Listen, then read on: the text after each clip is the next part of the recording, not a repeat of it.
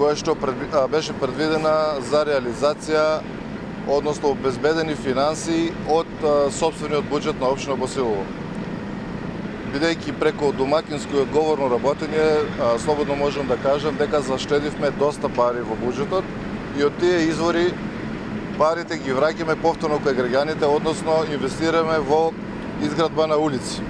Покрај оваа улица во населеното место Радово, улици кои што ќе бидат финансирани од овие средства, односно од сопствени извори, се улица во населеното место Моноспитово, улица во населеното место Сарај, помеѓу школото и домот, улица во населеното место Робово кај гробиштата и една улица во населеното место Дрвош.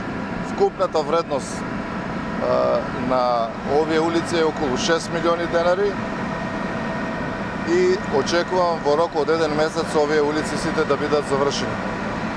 Исто така, сакам да кажам дека во тек е распишување и на програмата за локални улици и патишта, кои што по клуч стигнуваат финансиски средства во висина од 2 милиона 360 денари. Меѓутоа, исто така и тука учествуваме со сопствени извори на финансирање и можем да кажем дека вкупната вредност заедно со оваа сума од јавното претпријатие за државни патишта ќе биде околу 7 милиони денари.